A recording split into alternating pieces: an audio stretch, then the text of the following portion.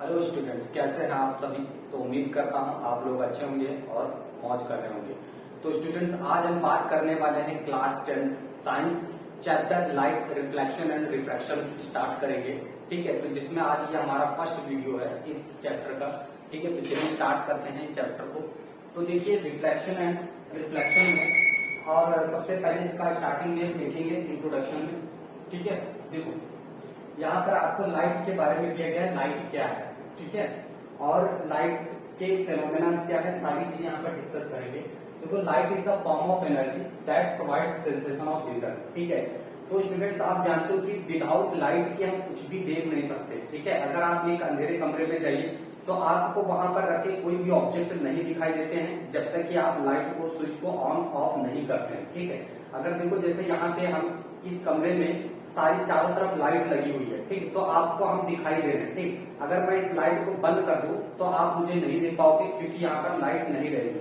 तो लाइट एक टाइप की क्या है, एनर्जी, और ये एनर्जी हमारे आंख में जो रेटिना है उसको जाके हिट करता है। ठीक, उसके बाद वहां से वो एनर्जी मतलब वो ट्रांसफर मैसेज ट्रांसफर होता है ब्रेन को, तो हमें दिखाई देता है कि हमें हमारे सामने कोई ऑब्जेक्ट है। ठीक है, तो लाइट एक टाइप की क्या है, एनर्जी है। ठीक है, अब देखिए यहाँ पर properties of light. Electromagnetic wave so does not requires any medium to travel.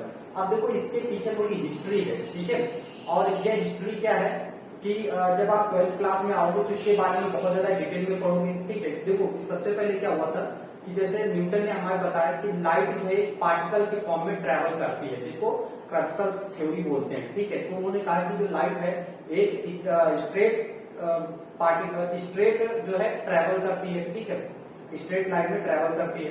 But उसके बाद हमारे जो हाइजेंस साइंटिस्ट थे उन्होंने बताया कि लाइट स्ट्रेट नहीं बल्कि जो है एक वेव के फॉर्म में ट्रेवल करती है। ठीक है, जैसे वेव पार्टिकल्स मोशन करते हैं, मूव करते हैं, ठीक है, वाइब्रेट करते हैं, उसी टाइप से लाइट क्या होती है, वेव के फॉर्म में ट्रेवल होती है। अब स्टूडेंट आप जानते हो कि किसी भी वेव को ट्रेवल करने के लिए उसे मीडियम की जरूरत होती है। अगर बिना मीडियम नहीं होगा तो वो ट्रेवल नहीं करेगा, वेव ट्रेवल नहीं करेगा। ठीक है, अब हमारे पास कोई मीडियम, उनके पास कोई मीडियम बताने का नहीं था कि मीडियम क्या है। ठीक है, तो इसके बाद जो हमारे साइंटिस्ट आए, ठीक है, मैक्सवेल, उन्होंने कहा कि लाइट को ट्रेवल करने के लिए किसी मीडियम की आवश्यकता नहीं है, क्योंकि लाइट जो है एक इलेक्ट्रोमैग्नेटिक वेव है। ठीक है, इलेक्ट्रोमैग्नेटिक वेव को ट्रेवल करने के लिए किसी भी मीडियम की जरूरत नहीं होती है। ठीक है, तो लाइट क्या है, एक इलेक्ट्रोमैग्नेटिक वेव है जिसको किसी भी मीडियम की जरूरत नहीं होती ट्रेवल करने के लिए। ठीक है, ओके, देखो light tends to travel in straight line, और लाइट जो है एक स्ट्रेट लाइन में भी ट्रेवल करती है, इस चीज को हम देख सकते हैं। और जैसे कि आप देखते हो रिफ्लेक्शन, अभी हम आगे पढ़ेंगे रिफ्लेक्शन रिफ्रैक्शन, तो वो सारा सभी हम किस पर पढ़ेंगे, स्ट्रेट लाइन पर ही पढ़ेंगे। ठीक है, कि लाइट जो है एक स्ट्रेट लाइन में ट्रेवल करती है। ओके, आप देखिए यहाँ पर लाइट हैज डुअल नेचर, यानी wave as well as particle. तो यहाँ पर देखा गया कि दोनों ही लाइट के पास दोनों ही नेचर है।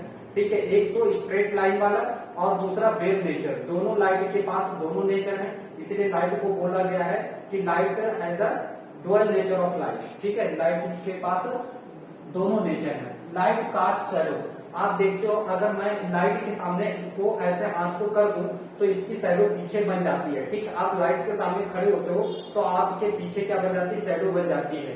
तो इससे क्या प्रदर्शित होता है, इससे ये होता है कि लाइट यानी सामने से आ रही है, टकरा रही है, टकरा करके वापस चली जा रही है। ठीक, और पीछे क्या बन जा रही है, शैडो बन जा रही है। अगर लाइट स्ट्रेट ना आती तो क्या होता, ऐसे लाइट आ रही है, अगर हमने उसके सामने ऐसे हाथ किया, लाइट ऐसे आई और ऐसे बेंड हो जाती, ऐसे बेंड हो जाती तो शैडो बनती नहीं। ठीक है, तो इसका ये प्रूफ है कि लाइट जो है स्ट्रेट फॉर्म में ट्रेवल करती है। ठीक है, लाइट की जो स्पीड है वैक्यूम में वो कितनी होती है, 3 × 10⁸ मीटर पर सेकेंड होती है। यानी एक सेकंड में लाइट कितना ट्रेवल करती है, 3 × 10⁸ मीटर, इतने एक सेकंड में लाइट ट्रेवल करती है, जिसकी स्पीड बहुत ज्यादा होगी। ठीक है, तो ये थी लाइट की प्रॉपर्टी। ठीक, अब हम देखेंगे लाइट के बारे में आगे। ठीक है, ओके, अब देखो यहाँ पर आपको दिया गया है when light falls on a surface following में हैपन। अब देखो अगर लाइट किसी सरफेस के ऊपर क्या होती है, फॉल होती है, तो दो फिनोमेना हो सकते हैं। एक तो लाइट का रिफ्लेक्शन हो सकता है या लाइट का रिफ्रैक्शन होता है। अब डिपेंड करता है कि वो मीडियम कैसा है। ठीक है, अगर मीडियम कैसा है, ट्रांसपेरेंट है तो रिफ्रैक्शन होगा। अगर मीडियम कैसा है, एक तरफ पॉलिश है और एक तरफ स्मूथ है, तो रिफ्लेक्शन होगा। ठीक है, तो किसी भी सरफेस के ऊपर अगर लाइट फॉल होती है तो वहां पर दो फिनोमेना हो सकते हैं। ठीक है, या तो रिफ्लेक्शन होगा या तो रिफ्रैक्शन होगा। अभी हम देखेंगे रिफ्लेक्शन कब होगा और रिफ्रैक्शन कब होगा। क्लियर है, तो समझ में आया ना कि दो फिनोमेना हो सकते हैं। ठीक है, लाइट जब किसी सरफेस पर फॉल होती है। ठीक है, रिफ्लेक्शन या रिफ्रैक्शन। ओके, अब देखते हैं। अब देखो यहाँ पर आप सामने देख पा रहे हो, यहाँ पे एक टेडी बियर सामने खड़ा हुआ है और उसके सामने देखो उसकी जो है इमेज इसमें बन रही है, किसमें, मिरर में। ठीक, तो ये कैसे हो पा रहे हैं, बाउंसिंग बैक ऑफ लाइट, यानी लाइट जो है इसके थ्रू अंदर जा रही है। देखो इसके थ्रू अंदर जा रही है, इससे होते हुए इसके अंदर जा रही है और इसकी इमेज रिफ्लेक्ट होकर के इसमें इसकी इमेज बन पा रही है। ठीक, तो बाउंसिंग बैक ऑफ लाइट, इसी को रिफ्लेक्शन बोलते हैं। ठीक है, अब देखो इस मिरर के पीछे क्या रहा होगा, पॉलिश्ड। ठीक है, और बाहर आप देख पा रहे हो ये कैसा है, स्मूथ सरफेस है, जिससे क्या हो रही है, लाइट जो है बाउंस बैक हो पा रही है। ठीक, जिसकी वजह से क्या इमेज बन पा रहा है। ठीक है, चल देखो। ओके, तो यहाँ पर देखिए कुछ, ये देखिए इंपोर्टेंट टर्म्स और इसके बारे में देखो। लाइट क्या है, ये जो लाइट आ रही है इसको बोलते हैं, मान लो यहाँ पर कोई सोर्स है, ये वहां से लाइट आ रही है, इसको मान लेते हैं सन। ठीक है, ये सोर्स ऑफ लाइट है सन, यहां से ये लाइट आई, इस लाइट को हम लोग बोलते हैं इंसिडेंट रे। क्या बोलते हैं, इंसिडेंट रे बोलते हैं। ये आ रही है इंसिडेंट रे। ठीक, अब देखो ये सरफेस है आपका, ठीक, मिरर, और नीचे कैसा है, पॉलिश है।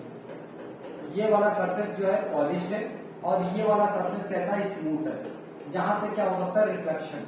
ठीक है, तो दो सरफेस आपको दिखाई दे रहे हैं, उसके नीचे कैसा है, पॉलिश, यानी इसके नीचे लाइट नहीं जा सकती है।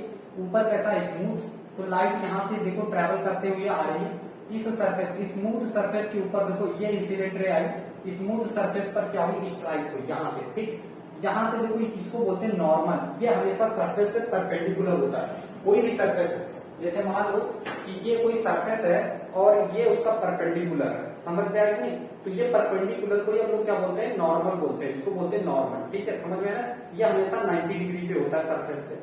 जिस सरफेस पर रिफ्लेक्शन होता है उसके लिए हमेशा 90 डिग्री होता है। क्लियर, तो यहाँ पर देखो ये जो इंसिडेंट रे है, इस नॉर्मल, इस सरफेस पर क्या है, ये नॉर्मल है। इस नॉर्मल से देखो यहाँ से ये लाइट आई, इंसिडेंट रे, और ये जो एंगल बनता है स्टूडेंट, इसको बोलते हैं इंसिडेंट एंगल। इसको क्या बोलते हैं, इंसिडेंट एंगल।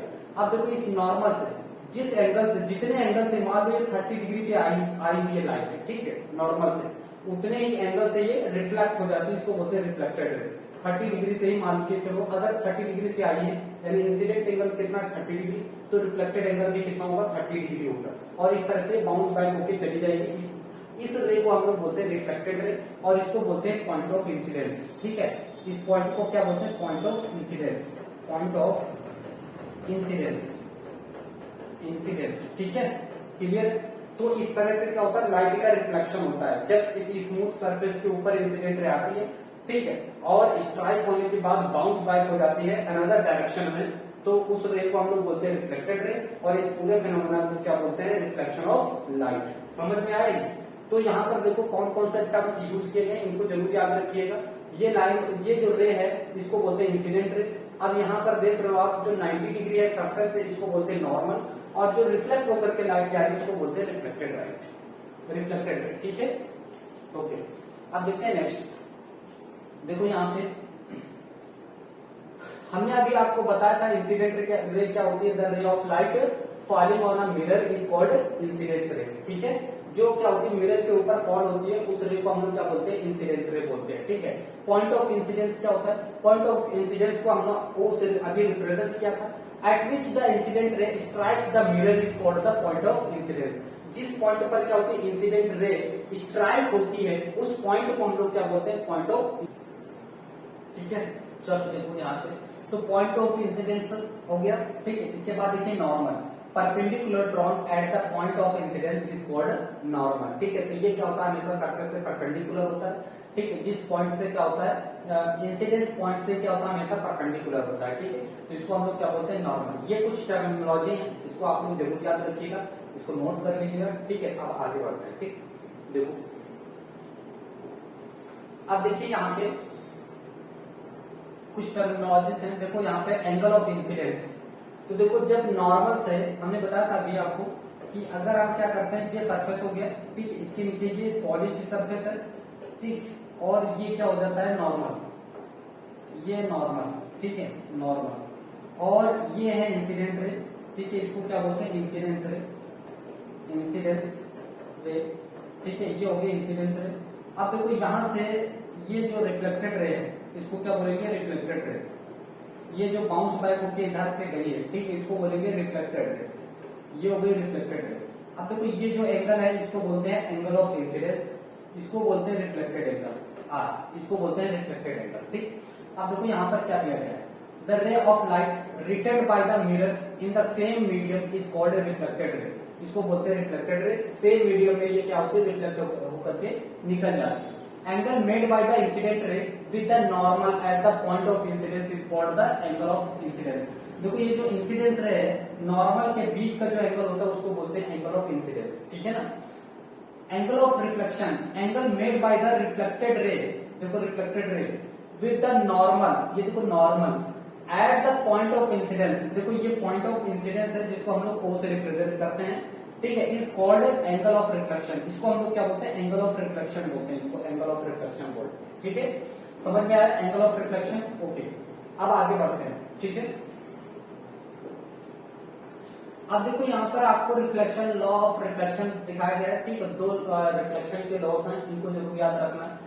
फर्स्ट क्या है, देखो angle of incidence is equal to the angle of reflection, जाहिर सी बात है, देखो ना यहाँ पे एंगल आई इक्वल होगा एंगल आर के, आप यहाँ पे लिख सकते हो angle I equal to angle R, ठीक है, यानी जितना इंसिडेंस एंगल है उतना ही क्या होता है, रिफ्लेक्टेड एंगल है। जैसा कि हमने बताया था, अगर ये 30 डिग्री एंगल है तो ये भी कितना होगा, 30 डिग्री होगा, ठीक है। ये नॉर्मल से हमेशा इक्वल एंगल बनाता है, और इस बात का हमेशा याद रखेंगे कि जो इंसिडेंट रे है वो हमेशा नॉर्मल से एंगल बनाती है, जो रिफ्लेक्टेड एंगल है वो भी हमेशा नॉर्मल से एंगल बनाती है, सरफेस एंगल नहीं बनाती है, ठीक है। अगर आपको न्यूमेरिकल में सरफेस एंगल दे दिया गया 60 डिग्री, ठीक है, तो सरफेस से कितना हो गया, 60 डिग्री, तो फिर आपसे पूछा जा सकता है कि इंसिडेंट और नॉर्मल के बीच का एंगल कितना होगा, तो 90 में से आप क्या करें, 60 डिग्री माइनस कर दे तो 30 डिग्री आ जाएगा, ठीक है ना। तो क्वेश्चन किसी भी तरीके से घुमाया जा सकता है और आपको आना चाहिए, ठीक है।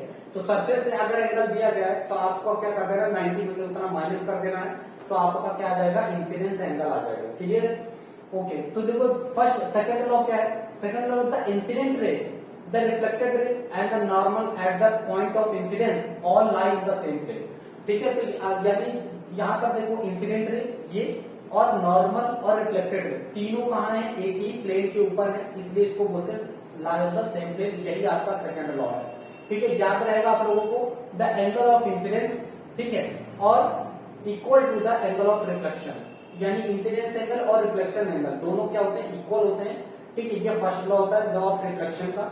नेक्स्ट क्या है आपका, the incident ray, the reflected ray and the normal to the point of incidence all lie in the same plane, तीनों ही देखो एक ही प्लेन के ऊपर है, इंसिडेंस एंगल यानी इंसिडेंस रे, ठीक है, नॉर्मल और रिफ्लेक्टेड रे तीनों क्या है, एक ही प्लेन के ऊपर है, इसलिए इसको बोलते हैं सेकंड, ये हो गया सेकंड लॉ, ठीक है। ये दोनों लॉ याद रखेंगे, एग्जाम में पूछा जाता है काफी बार, ठीक है, इसको नोट कर लीजिएगा।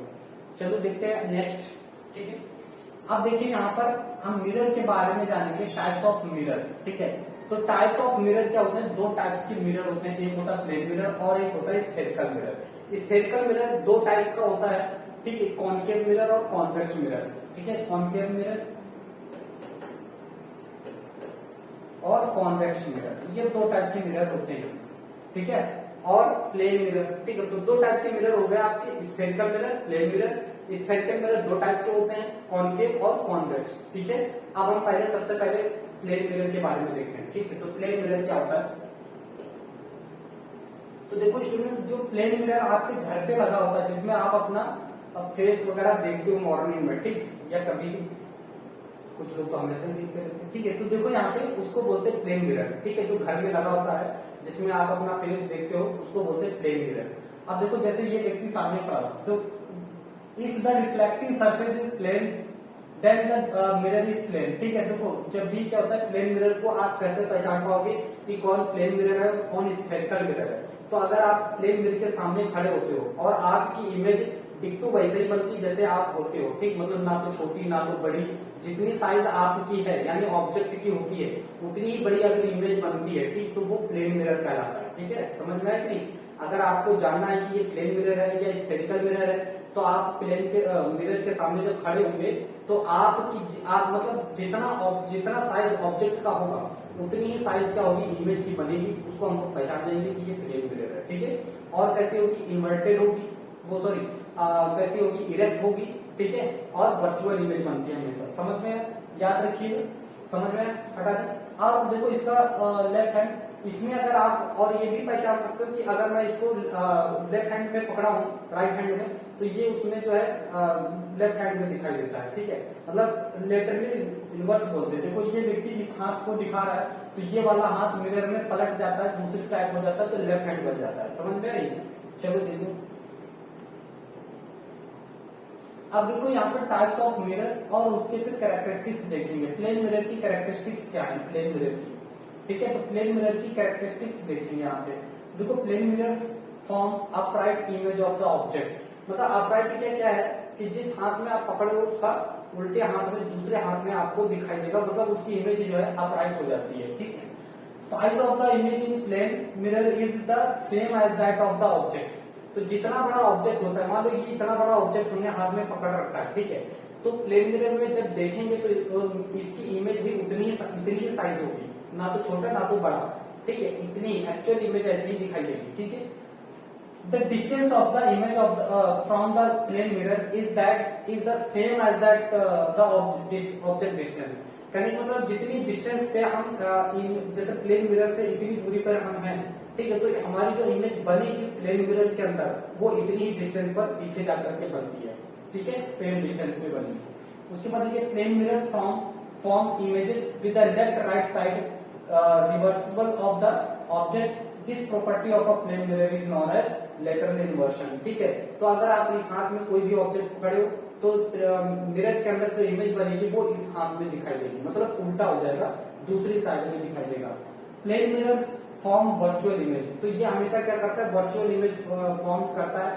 ठीक है, वर्चुअल इमेज मतलब होता है जिसको हम स्क्रीन पर ऑब्टेन नहीं कर सकते, उसको हम लोग बोलते हैं वर्चुअल इमेज। ठीक है, तो ये वर्चुअल इमेज हमेशा प्लेन मिरर बनाता है, मतलब जिसको हम स्क्रीन पर ऑब्टेन नहीं कर सकते उसको वर्चुअल इमेज बोलते हैं, और जिस इमेज को हम स्क्रीन पर ऑब्टेन कर सकते हैं उसको हम लोग रियल इमेज बोलते हैं। ठीक है, तो प्लेन मिरर हमेशा वर्चुअल इमेज बनाता है। ठीक है, ये थे कैरेक्टरिस्टिक्स ऑफ प्लेन मिरर। ये काफी इंपॉर्टेंट है, पूछा जाता है, आप लोग स्क्रीनशॉट ले सकते हो, नहीं तो हम इसकी अपनी वेबसाइट हम दे देंगे आपको नीचे। ठीक है, तो आप लोग वहां से भी डाउनलोड कर सकते हो इसको। ठीक है, चलो इसको नोट कर लो। फिर देखते हैं यहाँ पे, देखिए यहाँ पर कुछ आपको इमेजेस दिखाई हैं स्फेरिकल मिरर की। Spherical mirror is a mirror that has a shape of peace cut out of spherical shape. तो स्फेरिकल मिरर जो होता है वो एक स्फेयर का ही पार्ट होता है, एक स्फेरिकल मिरर होता है, उसी का पीस होता है, कट करके बनाया जाता है, उसको हम लोग बोलते हैं स्फेरिकल मिरर। देखो जब यहाँ पे एक स्फेरिकल मिरर आपको दिखाया जा रहा है, इस टाइप से होता है। ठीक है, उसमें इमेज देखो किस टाइप से बन रही है। ठीक है, चलो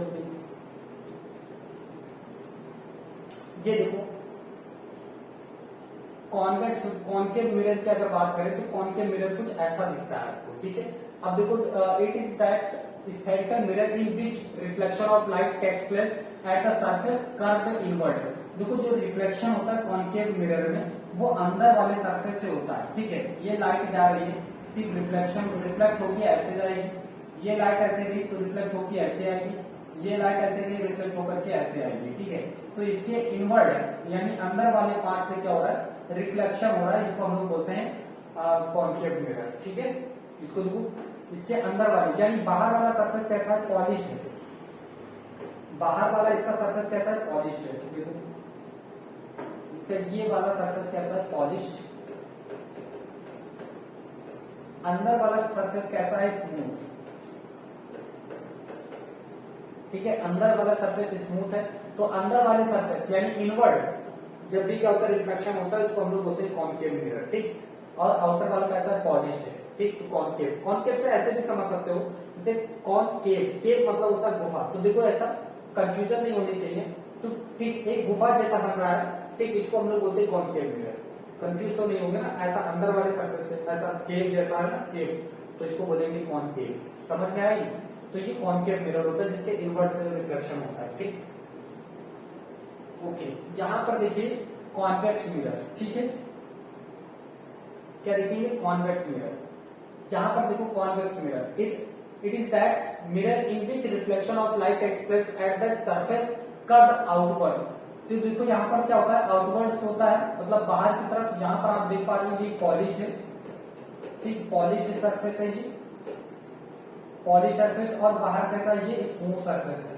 तो इस वाले सरफेस से रिफ्लेक्शन होता है। जब भी लाइट आती तो इस तरह से रिफ्लेक्शन होता है। ये लाइट ऐसे गई, रिफ्लेक्ट हुई, रिफ्लेक्ट होकर के ऐसे निकल गई, ठीक है, ऐसे,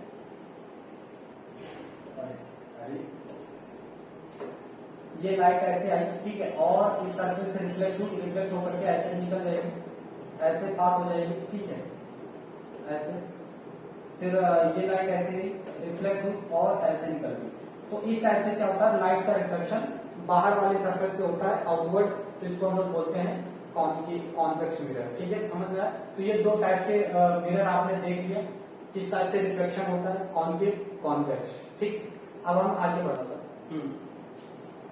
तो यहाँ पर आप देखते हो, जैसे घर में आप सभी के घर में स्पून होगा, आप स्पून में भी देख सकते हो कि यहाँ पर जब आप स्पून को ऐसे सामने रखो, थोड़ा सा नया हो, पुराना ना हो, ठीक है, तो उसमें अंदर देखोगे in front of side concave side कहलाएगा, और बैक वाला साइड क्या कहलाएगा, कॉन्वेक्स साइड कहलाएगा, ठीक। शाइनिंग स्टील स्पून होना चाहिए, ठीक है, चम्मच सभी के घर पे है। आप स्पून जब भी नया हो उसमें आप देखते होंगे तो आपकी इमेज भी उसमें बनती है और एकदम क्लियर दिखाई देता है, ठीक है। तो आप घर पे इसको देख सकते हो कि जब भी आप अंदर वाले पार्ट से देखोगे तो वो हो जाए, वो कहलाएगा कॉन्केव साइड, ऐसा कॉन्केव साइड। बैक वाला कैसा कहलाएगा, कॉन्वेक्स साइड, ठीक। तो सभी के घर में स्पून है, न्यू स्पून हो तो आप जाकर के उसे देख सकते हो, ठीक है। तो दोनों इमेजेस उसमें बनेंगे, ठीक है। और ये भी देखना कि किस टाइप की इमेज उसमें बन रही है, कमेंट करके हमें बताना, ठीक है। तो देखो यहाँ पे, अब आ जाइए यहाँ पे, ठीक है, important terms related to spherical mirror. अब देखो यहाँ पे, ये देखो इंसिडेंट रे है, ठीक है, रिफ्लेक्ट होकर के देखो फोकस से होके पास हो रही है। इसको ये है फोकस और ये है सेंटर ऑफ कर्वेचर, इसको बोलते हैं सेंटर ऑफ कर्वेचर। ये जो आप लाइन, स्ट्रेट लाइन देख पा रहे हो जो इस पोल से पास हो रही है, इसको बोलते हैं प्रिंसिपल एक्सिस, ठीक है, समझ पा रहे हो। ये है प्रिंसिपल एक्सिस, ये है इंसिडेंट रे, ठीक है, जो सीधे जा रही है ऐसे, और ये रिफ्लेक्टेड रे जो मिरर से स्ट्राइक होने के बाद बाउंस बैक हो गई है, इसको बोलते हैं रिफ्लेक्टेड रे, ठीक है। जिस पॉइंट से ये आ रही है उसको बोलते हैं फोकस, ठीक। ये है सेंटर ऑफ कर्वेचर ये, और ये है जो पॉइंट है, ठीक, इस कर्वेचर के ऊपर इसका जो सेंटर है वो क्या कहलाता है, पोल, ठीक है। तो इसको बोलते हैं पोल, ठीक, समझ में आया, ये नॉर्मल है। तो सिमिलरली यहाँ पर भी वैसा ही है, ठीक है। तो अब हम आगे देखेंगे, इसकी कुछ टर्मिनोलॉजी देखेंगे, ठीक है, कॉन्वेक्स और कॉन्केव मिरर, ठीक, दोनों के लिए बहुत सेम रहेंगे। तो यहाँ पर देखो, aperture of a spherical mirror, it is the diameter of that part of the sphere from where the reflection of light actually takes place. देखो ये वाला हो गया पार्ट, इसको बोलते हैं अपर्चर, ठीक है। ये वाले पार्ट से पूरा क्या होगा, रिफ्लेक्शन होगा, इस वाले पार्ट से, इस वाले पार्ट से पूरे। तो इस पूरे पार्ट को हम लोग क्या बोलते हैं, अपर्चर बोलते हैं। समझ में आई कि अंदर वाले पूरे पार्ट को क्या बोलते हैं, अपर्चर बोलते हैं, ठीक। पोल क्या होता है, इस अपर्चर का जो सेंटर है ना, इस अपर्चर का जो सेंटर होगा ये, इसको हम लोग बोलते हैं पोल। इस अपर्चर का जो भी सेंटर है इस अपर्चर का, ठीक, उसको हम लोग क्या बोलेंगे, पोल। यानी इस रिफ्लेक्टिंग सरफेस का जो भी सेंटर है उसको पोल बोलेंगे। It is the centre of the spherical reflecting surface of the mirror, ठीक है, उसको हम लोग क्या बोलते हैं, पोल। सेंटर ऑफ कर्वेचर क्या होता है, तो आप जानते हो कि जो स्फेरिकल मिरर है वो एक स्फेयर का पार्ट है, ठीक है। जो स्फेरिकल मिरर है वो एक स्फेयर का पार्ट है, और इस स्फेयर का कोई ना कोई सेंटर होगा, लेट्स से ये, और इसी को काट करके तो प्लेन मिरर, स्फेरिकल मिरर बनाया गया, कॉन्केव मिरर, ठीक। तो इसी का जो सेंटर होगा, इस स्फेयर का जो सेंटर है वही क्या होगा, इस मिरर का भी सेंटर होगा। तो इसको हम लोग क्या बोलते हैं, सेंटर ऑफ कर्वेचर बोलते हैं, ठीक है। It is the centre of the hollow sphere of which concave और convex mirror is a part, ठीक है, समझ में आया कि नहीं। तो ये था सेंटर ऑफ कर्वेचर, कुछ टर्मिनोलॉजी, इंपोर्टेंट टर्मिनोलॉजी जो ये पेपर में आती है, ठीक है। तो इसको भी आप लोग क्या करिएगा, नोट कर लीजिएगा।